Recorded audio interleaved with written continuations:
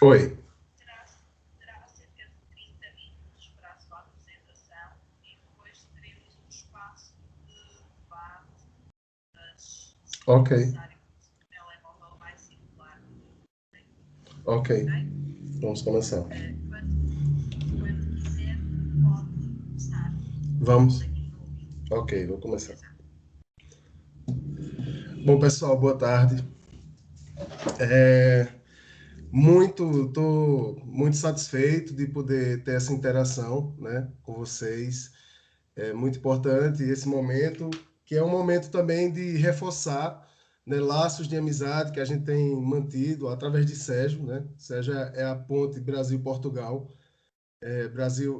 Pernambuco-Braga, para ser mais específico, e reforçar esses laços para a construção do conhecimento e para a construção daquilo que a gente tem lutado muito aqui, né, no Brasil, que é, no meu caso, assim, uma educação mais eficiente, né, que promova uma sociedade mais justa, e isso é muito importante. Não gosto muito da ideia de que isso é uma missão, né? Não deveria ser, deveria ser apenas o exercício de cidadania, o exercício de conhecimento, mas devido à degradação absurda que a política vem sofrendo, né? Nesse contexto atual, a luta é mais necessária que nunca.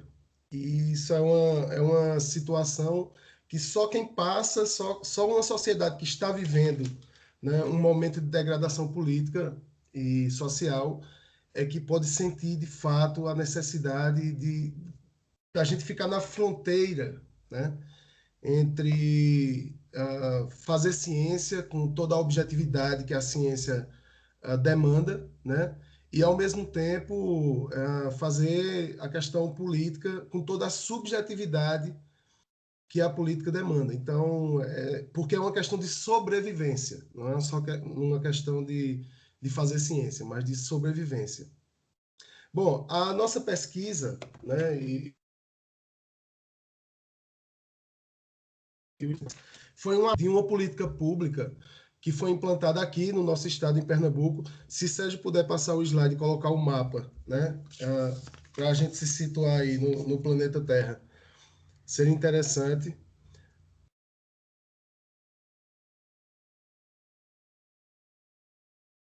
ok? Então, nossa pesquisa é intitulada Condições de Trabalho Docente e Processo de Implementação do Programa de Educação Integral no Ensino Médio na Rede Estadual de Pernambuco, ok? Esse programa foi uma tentativa, né, de governos anteriores do nosso estado de implantar uma educação integral. E aí nós fizemos uma análise dessa política pública. O ano passado, 2018, essa política completou 10 anos de existência. Então, é uma política consolidada em termos, né, políticos, em termos econômicos. Existe já um aporte financeiro importante para a implementação dessa política no Estado. E aí, como ela fechava 10 anos, né, é uma maturação muito interessante, um tempo de maturação muito interessante para ser analisada uma política pública. Como vocês estão vendo aí no mapa, né, nós nos localizamos bem próximo ao Equador, um calor infernal, mas tranquilo, a gente tem que enfrentar. E Pernambuco, né, tem se tornado, a partir dessa política pública, referência no Brasil, né, em termos de educação. O nosso estado, hoje, é o primeiro lugar, é a maior nota do IDEB, então é tido como um estado modelo em termos de ensino médio, ok? E a gente foi investigar os mecanismos que levavam Pernambuco a ser modelo de educação no Brasil. Eu quero salientar aqui que Minas Gerais também é um outro estado que serve de modelo, seguindo os mesmos, né, mais ou menos os mesmos parâmetros que Pernambuco. Só que Pernambuco, quem implanta esse sistema é o senhor Eduardo Campos, né, no ano de 2008, E em Minas tem uma força muito grande, uma influência muito grande de um outro político, o senhor Aécio Neves, que dispensa comentários. Muito bem. E aí essa nossa análise, né? Eu organizei aqui para a gente poder conversar um pouco essa análise em 3 momentos, ok? Um momento mais macro, que aí a gente bebe muito da sociologia do trabalho, ok? A educação, as pesquisas em educação que nós temos desenvolvido, elas são muito, né, carentes de metodologias próprias, né? A educação é um esforço científico, ela ainda não configura uma ciência, né, propriamente dita, com suas metodologias próprias. Então, a gente pede emprestado, né, a técnicas e metodologias da sociologia para o desenvolvimento dos nossos trabalhos e da filosofia, né? E aí é um esforço que a gente faz nessa pesquisa para trazer elementos da sociologia do trabalho para que a gente possa dar essa contribuição no campo educacional. No primeiro momento, a gente faz uma análise mais macro, né, e procura ver as origens desse sistema, as origens desse programa. Se a gente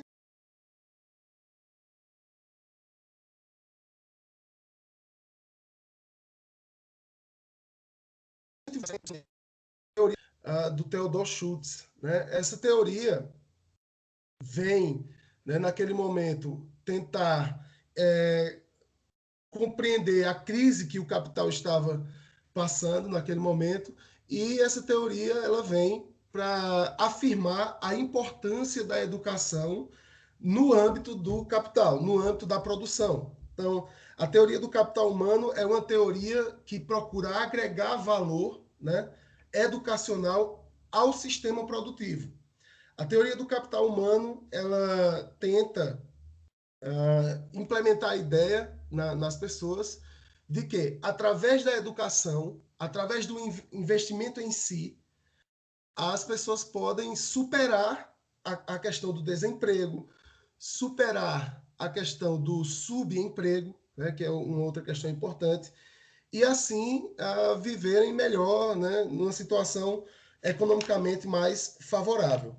É óbvio, a partir de uma análise de um estudioso brasileiro chamado Gaudêncio Frigoto, é óbvio que essa teoria, a teoria do capital humano, resvala na meritocracia, né? E a gente sabe que a meritocracia considera que as pessoas elas partem de um mesmo ponto, de uma mesma situação social, de uma mesma contingência histórica e que, partindo de uma mesma contingência histórica, as pessoas que se esforçarem mais, né, terão melhores condições.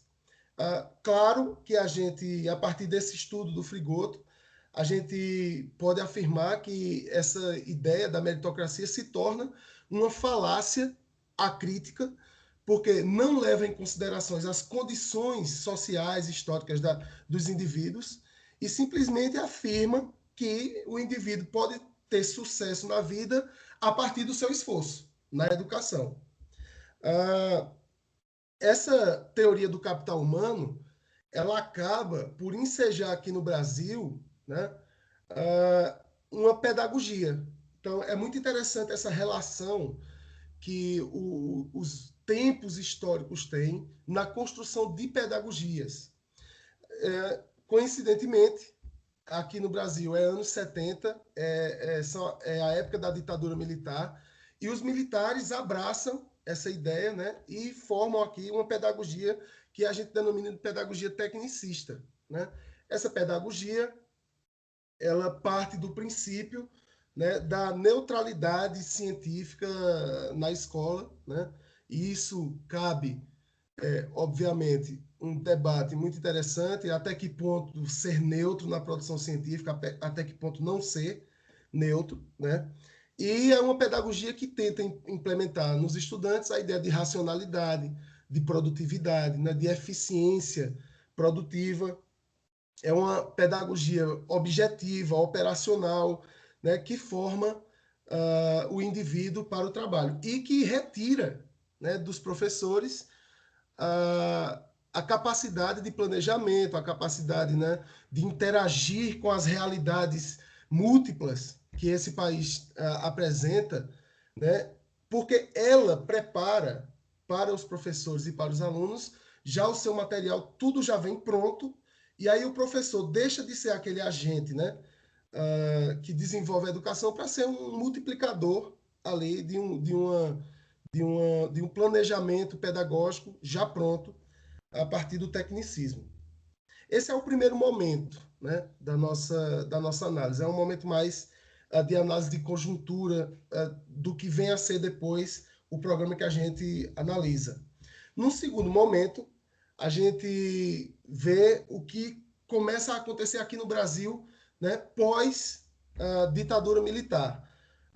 Saviani, que é o Bermeval Saviani, ele coloca que a partir dos anos 60 nós não tivemos, embora nós tivemos pedagogias contra-hegemônicas, nós não tivemos aqui nada além do que uma pedagogia produtivista, né? Uma pedagogia voltada para o desenvolvimento de mão de obra e o desenvolvimento econômico.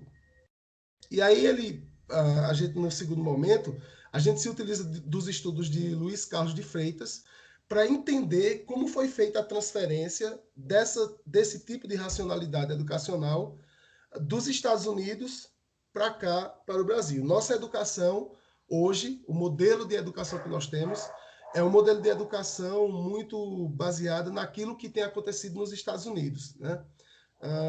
A gente sabe que a gente está sendo recolonizado agora mais que nunca, e é bem oportuno esse debate. Então, Luiz Carlos de Freitas, através dos estudos de Diane Ravitch, né, ela analisou a política pública educacional do governo Bush e ela chega a conclusões sobre o que estava acontecendo na educação norte-americana ali no início do século XX.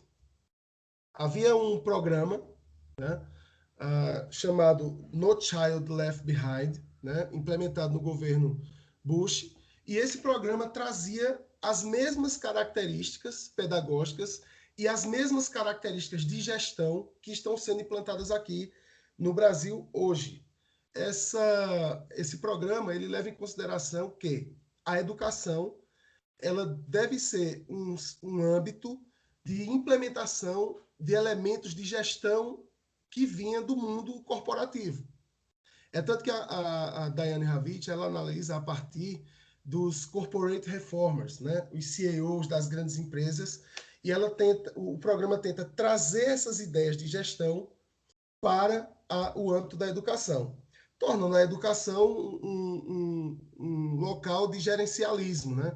Um local de mercado, um local de lógica de mercado, um local de lógica financeira, tirando a educação da lógica da formação humana, da lógica da formação das pessoas para o aporte de heranças culturais e as pessoas sendo formadas para exercer o seu papel de mão de obra. Aqui no Brasil, inclusive a partir do governo Temer, né, as reformas educacionais do ensino médio já mostram a tendência de que uma parte da população será educada para o ensino técnico, para o trabalho imediato, para entrar no mercado de trabalho de forma precoce, enquanto outra parte da população, a qual o novo ministro da Educação chama elite intelectual.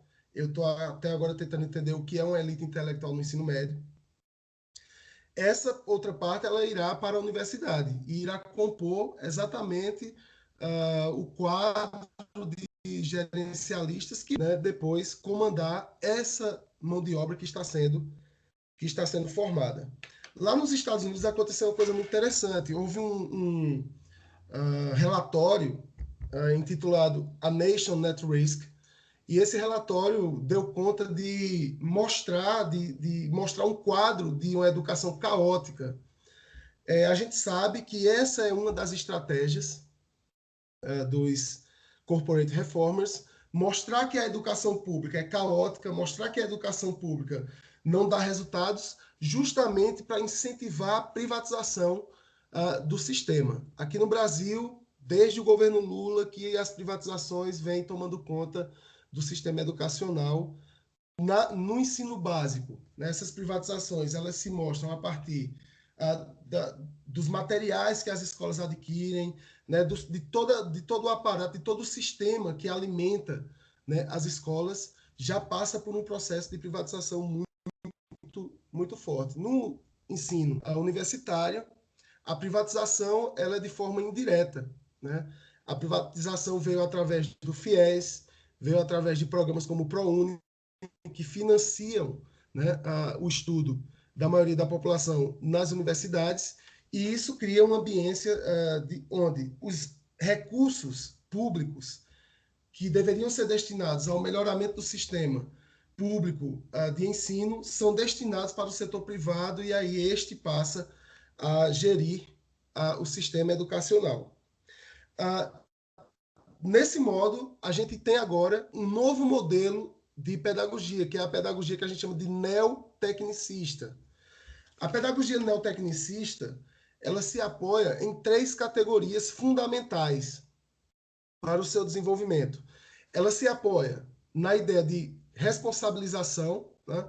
Lá nos Estados Unidos eles utilizam muito o termo accountability, né? Esse termo é utilizado tanto para a democracia quanto para os sistemas escolares, onde o professor vai ser responsabilizado pelos resultados que as escolas vão oferecer através de avaliações externas. Então, o governo prepara um sistema de avaliação externa, manda para as escolas, e essas escolas vão tendo scores. Caso a escola não atinja as metas, os professores são responsabilizados por isso.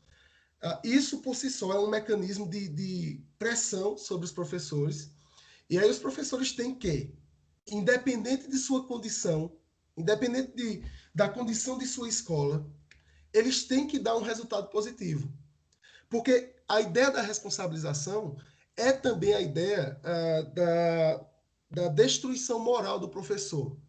Porque quando a sua escola não vai bem, e eu, né, enquanto pesquisador e enquanto trabalhador nessas escolas, fui testemunha disso, há um nível de frustração e um nível de adoecimento, inclusive, muito grande a partir da responsabilização. Porque o professor tem que dar o resultado daquela escola, o resultado tem que ser positivo. Ao mesmo tempo, há um drama do professor, porque a escola não oferece mínimas condições para que ele possa dar esse resultado. A escola é divulgada, o nome das escolas que não atingem os scores, né? E essas escolas começam a ser discriminadas pela comunidade. Muitas escolas começam a ser esvaziadas porque há uma tendência dos pais de matricular os seus alunos em escolas com melhores scores. Claro que a gente vai sempre buscar escolas com melhores scores. A questão é quais são as condições materiais que essas escolas têm para dar resultados positivos. A maioria, a grande maioria das escolas pesquisadas, não só por mim, né, mas por todo o grupo de pesquisa que a gente tem aqui na Universidade Federal de Pernambuco, não tem mínimas condições de salubridade, inclusive, para dar resultados positivos. Além da responsabilidade, o neotecnicismo se baseia também na meritocracia, herdado da teoria do capital humano. Então, quanto mais o professor se esforça, quanto mais, né, o professor dá melhor de si, mais os resultados tendem a ser positivos. Todas essas categorias concorrem para um modelo de privatização, né, do sistema. Aqui em Pernambuco, um grande grupo econômico da Gerdau é um dos principais que comandam, né, o sistema educacional. Nós temos também uma influência muito grande de uma outra grande empresa, que é a Odebrecht, muito bem falada na imprensa, sobre o sistema educacional. Tá?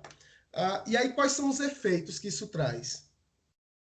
Segundo Luiz Carlos de Freitas, né, primeiro, há um estreitamento curricular, porque as escolas são avaliadas apenas em língua portuguesa e matemática. As escolas não são avaliadas nas outras disciplinas.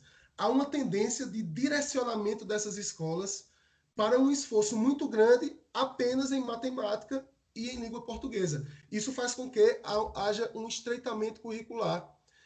esse tipo de sistema direciona o olhar da gestão, direciona o olhar da escola apenas para um esforço nessas duas disciplinas. As demais perdem força no contexto escolar aqui em Pernambuco. Um segundo efeito, né, é a competição entre escolas e professores. Isso cria um clima que não coaduna com o clima educativo, onde professores competem entre si para ter melhores resultados. Existe um mecanismo que Pernambuco utiliza, que é o BDE, que é o Bônus por Desempenho Educacional, né, que seria um tipo de 14º salário, e os professores passam a disputar esse 14º salário, e aí abrem mão de qualquer outra prerrogativa de qualidade na educação para haver apenas uma educação baseada em resultados, apenas uma educação baseada em números. Um terceiro efeito é que há uma preparação exclusiva, né, uma tendência para uma preparação exclusiva só para testes.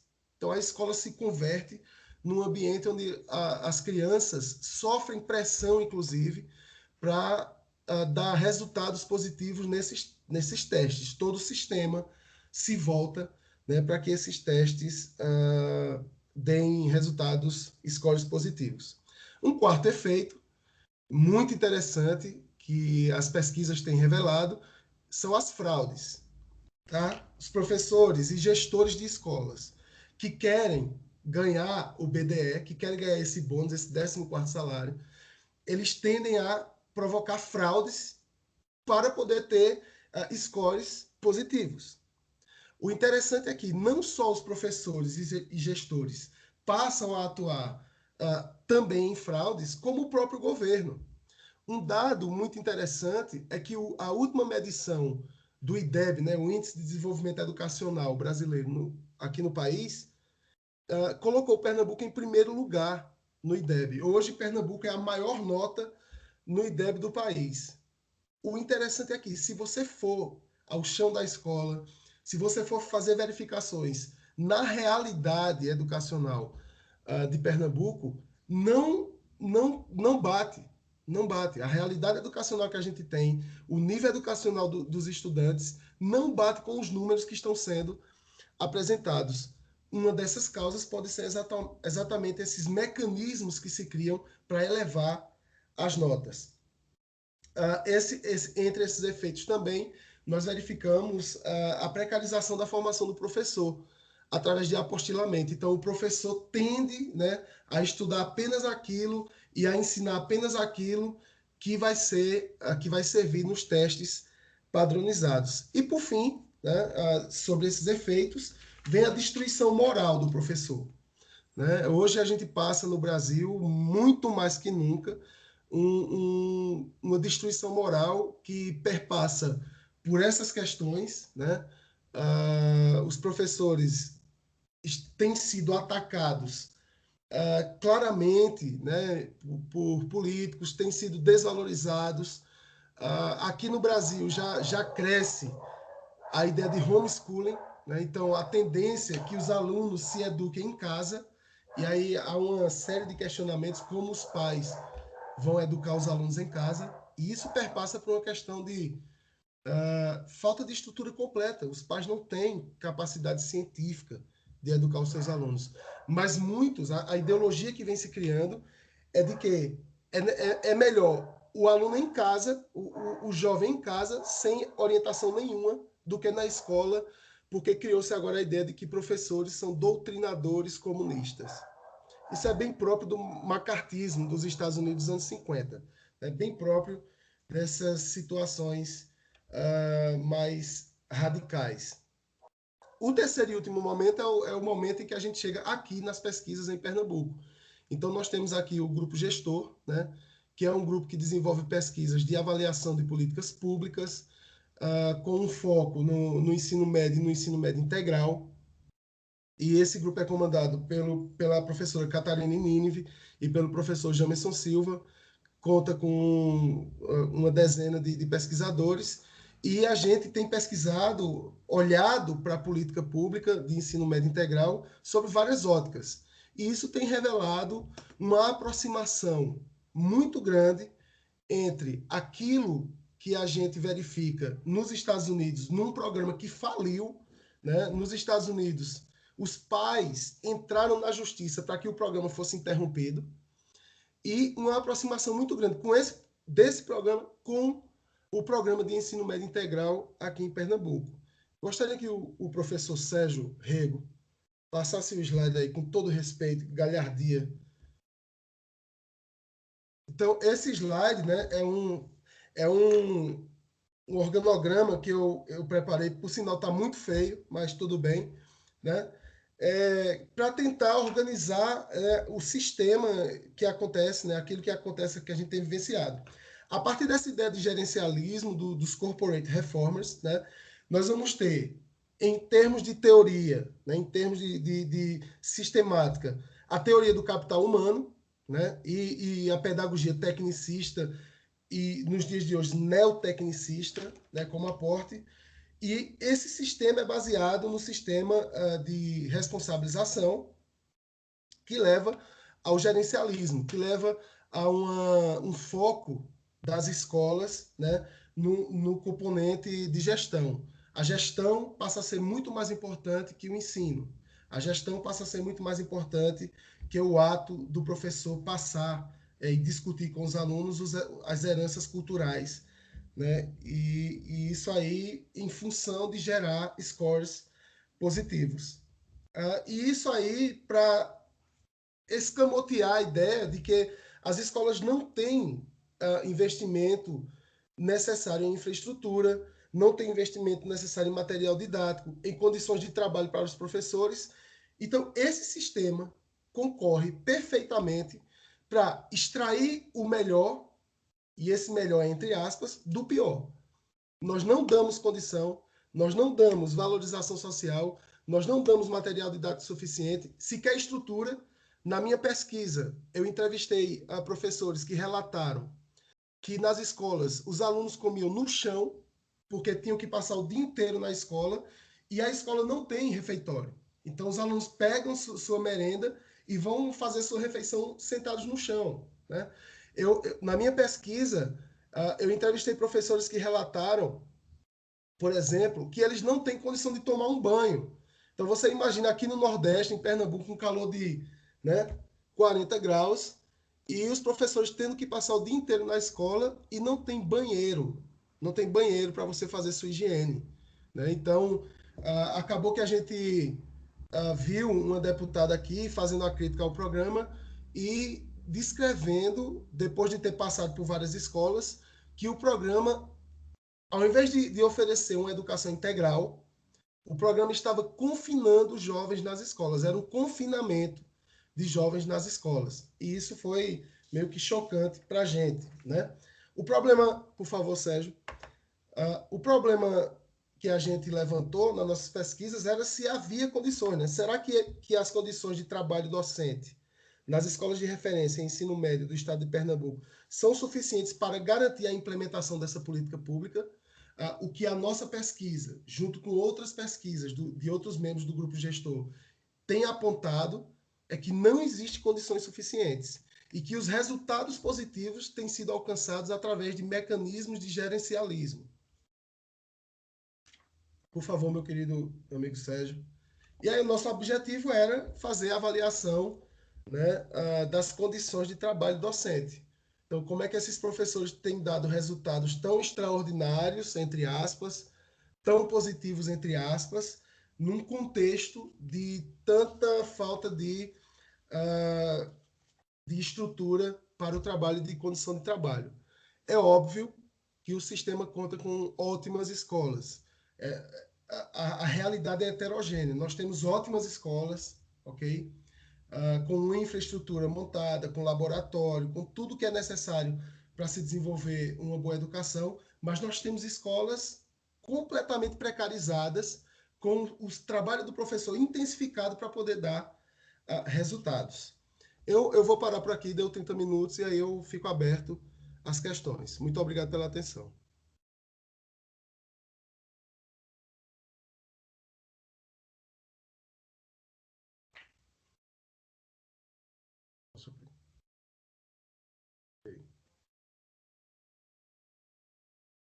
Ok.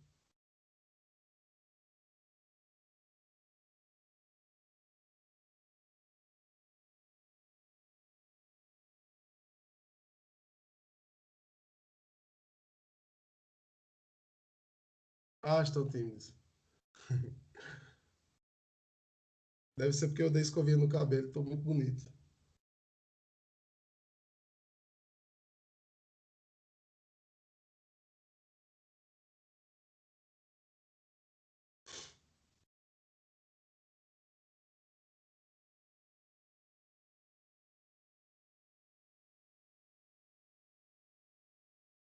Ok.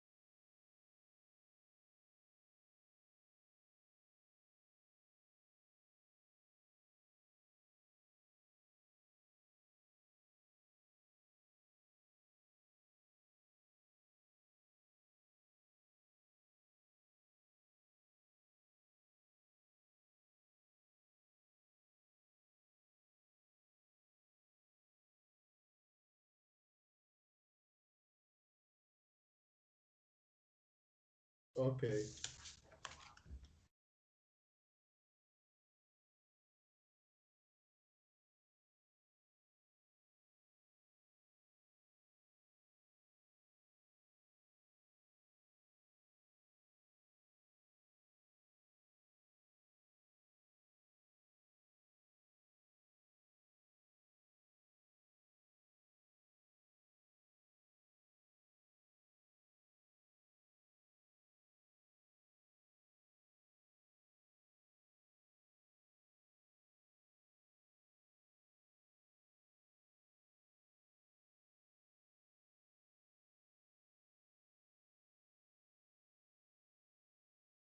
Isso.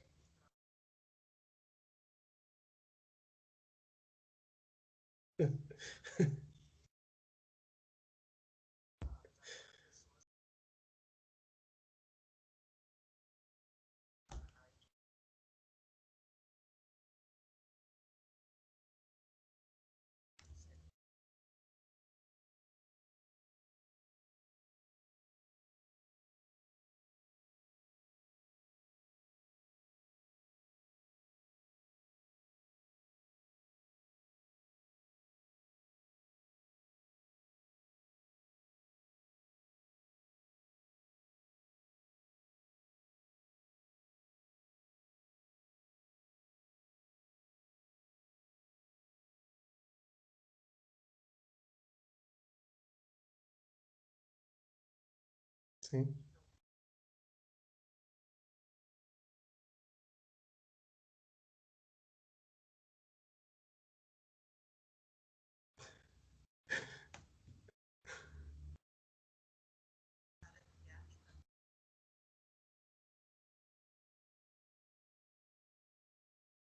Bom dia. Obrigado.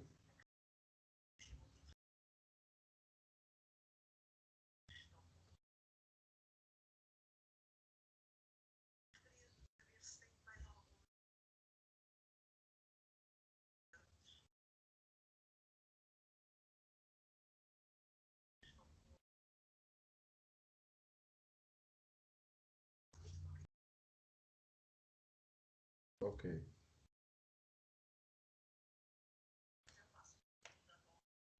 Ok. Então, primeiramente respondendo, né, a questão da professora, né, se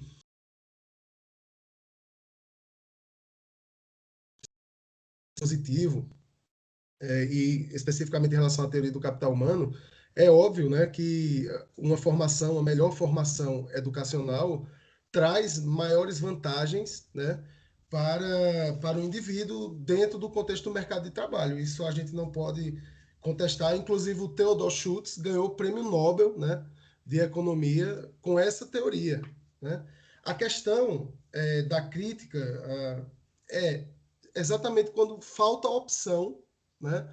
E quando a teoria do capital humano ela não encontra uma estrutura real, uma estrutura material que permita o indivíduo ter uma ascensão social a partir da educação. Então, o que a gente verifica é que existe uma crise profunda, né, do capital no momento da elaboração da teoria. E hoje, a partir de 2008, que foi uma outra crise muito profunda do capital, que dilapidou a capacidade, o tecido, né, a tessitura social de empregatícia. Então, não existe uma capacidade hoje, o sistema não absorve todas as pessoas formadas, todas as pessoas que têm capacidade para exercer certas funções, o sistema não tem condição de absorver, e a teoria do capital humano se converte numa teoria de culpabilização, onde se eu não tenho emprego, a culpa é minha. Se eu sou pobre, a culpa é minha, não é do sistema. Eu estudei, né? Se eu estudei. E isso é interessante, porque você pode estudar muito e não ter um emprego. O indivíduo vai dizer para ele mesmo que ele não estudou o suficiente, que ele não é capacitado o suficiente. E a questão da crítica que a gente faz à teoria do capital humano é exatamente essa, né? Ela é uma teoria que funciona se houver condições materiais de implementação de emprego, de empregabilidade. Se não tem, como é o caso, né, por exemplo, do Brasil, isso aqui fica evidente, a gente vê aqui uma quantidade enorme de advogados, vou dar esse exemplo dessa categoria, né, desempregados. Eu acabei de fazer, né? Anteriormente eu fiz um concurso. Quando eu saí da prova do concurso, eu conversei com 3 doutores em história que estavam desempregados, e aí fica a lacuna entre o que a teoria diz e a realidade. Se eu tenho ali 3 doutores em história desempregados, até que ponto uma instrução, uma educação para o trabalho resolve a questão? Então, é deixar de mexer no sistema para culpabilizar, né, e responsabilizar os indivíduos pelo seu desemprego. Talvez essa fosse a resposta que a gente daria. Ah, na pergunta de Sérgio, né, isso é um pouco frustrante. Eu lembro, eu estava no sistema quando foi implementado a, a educação integral, e de fato existe dentro do sistema uma divisão enorme entre os professores. Talvez, e respondendo para Sérgio, o maior problema que isso traga é uma desmobilização da categoria, uma desmobilização da classe dos professores, porque cria-se uma ambiência de interesses diferenciados. Então, nós não temos um interesse uno. Existem os professores, como o Sérgio diz aí, de referência, né? Esses professores, a gente fez aqui, se mobilizou, por exemplo, em greves. Os professores de referência não nos ajudavam nas greves, e a gente, inclusive, a gente fazia greve por condições de trabalho, né? E os professores que estão na referência, nas escolas de referência, eles têm melhores condições, embora as pesquisas que a gente realizou indicam que as escolas de referência também não têm condição, mas eles têm uma condição melhor que a nossa. Então, isso desmobiliza, né, a categoria, desmobiliza a classe. Para a gente que não tem referência, como o Sérgio disse, eu concordo, né, a gente fica realizando um trabalho sem a mínima condição, né? Eu venho de uma escola, eu trabalho, né? Estou lotado numa escola que é muito problemática e para a gente, inclusive, realizar projetos extracurriculares que ajudam ali na educação dos estudantes é muito complicado porque não há estrutura alguma. E eu acho que o grande efeito dessa divisão que se cria é a intensificação do trabalho, porque nós temos que trabalhar muito mais para poder dar resultados, e uma precarização absurda, sobretudo dos contratos, sobretudo dos professores que não são concursados e que são contratados. Cria-se uma situação de trabalho precarizado que tem, né, de acordo com outras pesquisas, ensejado adoecimento dos professores, depressão. Muitos professores têm deixado a profissão, abandonado a profissão, em nome de condições, né, em função de condições precárias de trabalho. Em relação ao lulismo, nós somos críticos, sim, né, daquilo que o lulismo, embora, né, pegando aqui a deixa da professora que coloca que toda realidade tem o lado, né, os dois lados.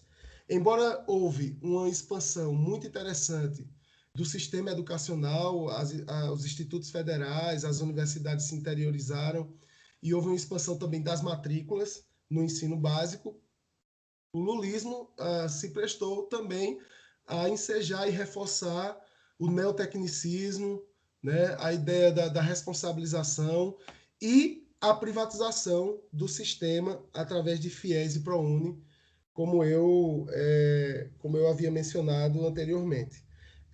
Em relação à questão da Rita, né, essa questão da fraude, as pesquisas têm se desenvolvido muito nesse campo, né? Eu poderia citar exemplos, já existem publicações com exemplos de, inclusive, pessoas que vão lá e colocam a nota, porque quem corrige as provas, a correção das provas é feita na escola, não existe fiscalização.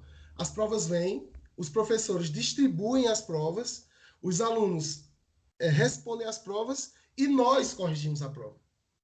Então, a nota que vai para o Ministério da Educação fica sob suspeita, né? Eu lembro muito, tem um exemplo que eu gosto muito de usar para falar de fraudes em políticas públicas, que é um exemplo que aparece no filme Tropa de Elite, né? É um exemplo muito interessante, porque lá no Rio de Janeiro se divide as áreas de segurança por delegacias. O que é que os policiais faziam? Pegavam os cadáveres, pegavam os mortos de sua área e colocavam na outra área.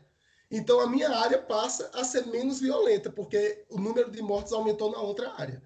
Eu acho que sistemas semelhantes a esse têm acontecido na educação, mas aí, né, os mortos são mortos sociais.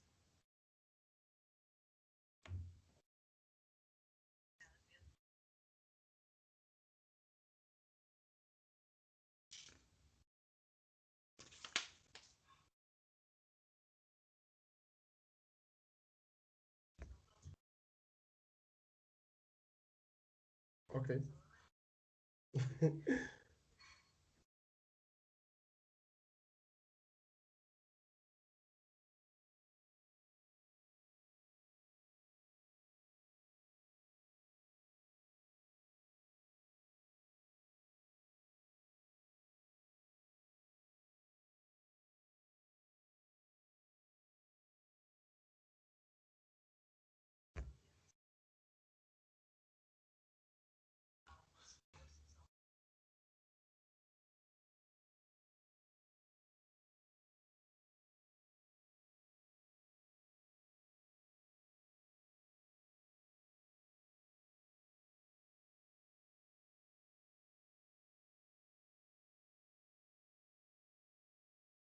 Ah, sei. Ok.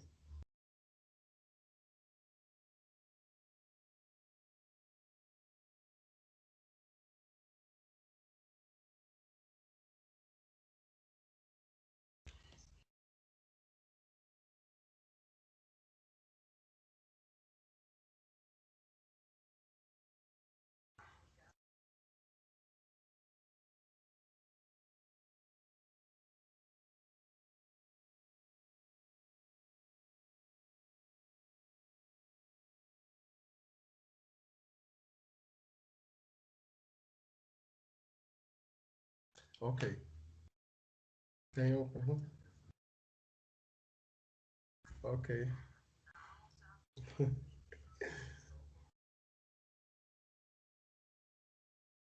Oi.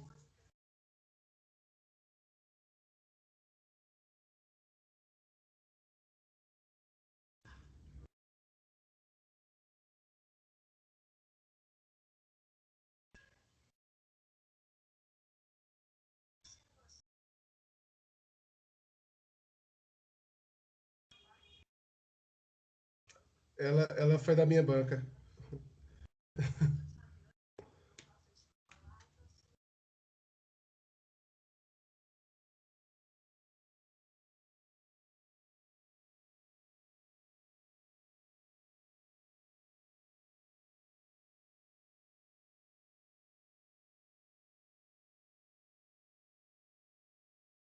Sim, sim. Ah, sim. Sim.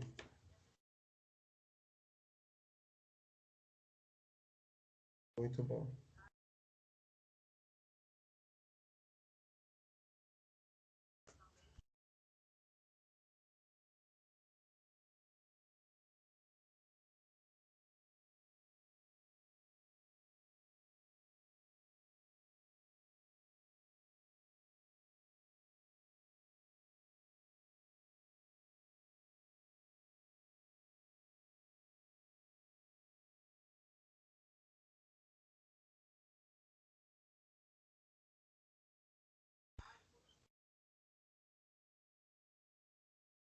Sim.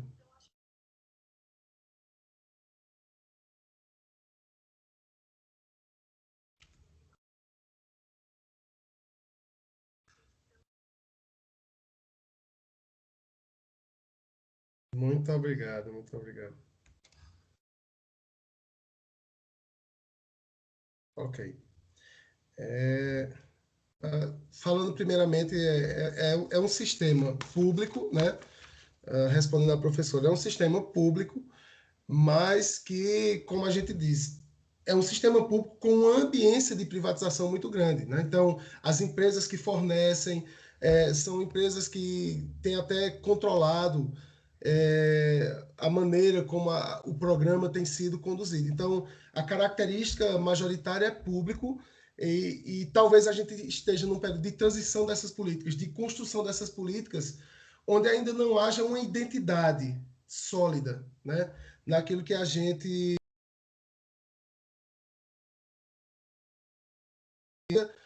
dessas escolas. Elas são públicas, majoritariamente públicas, e elas vêm de um sistema público. Mas é a porosidade delas ao mundo privado que a gente tem observado.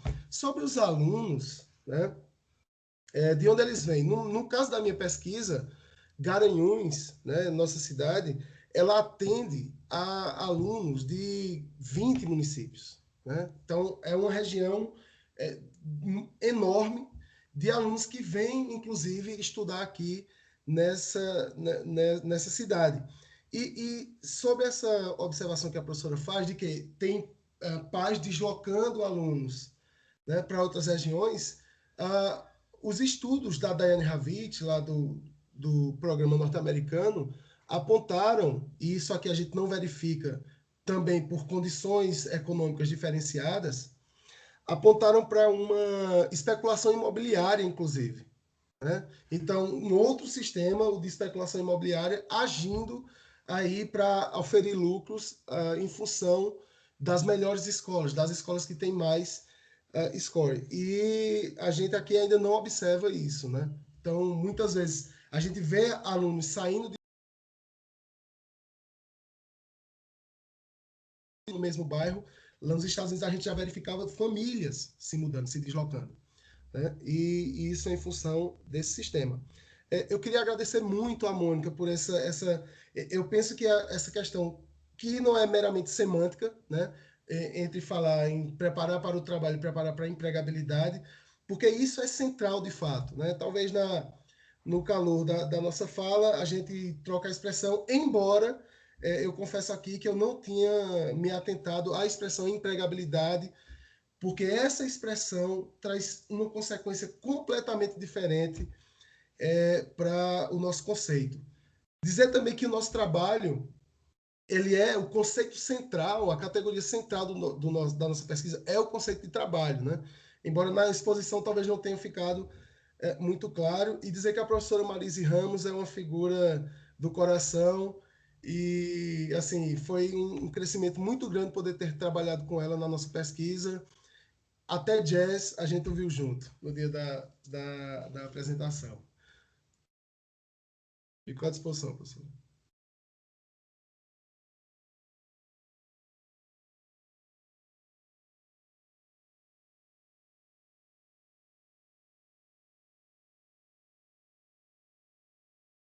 Sim, sim.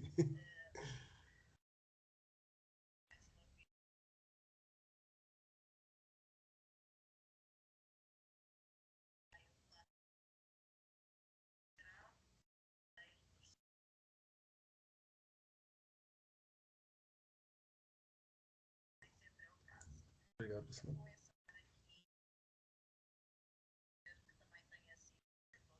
Demais, muito.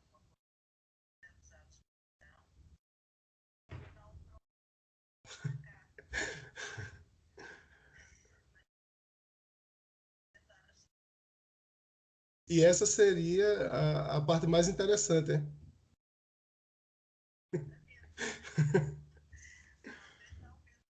Obrigado, obrigado a todos.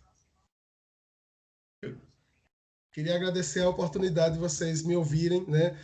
Estar com o outro no mundo é cura e o milagre da audição, né? Da gente poder se ouvir, dialogar. Eu penso que é esse o caminho que vai fazer a gente viver num mundo melhor.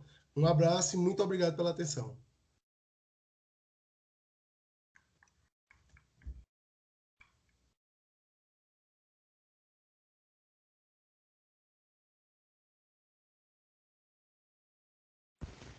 Fala, Nick.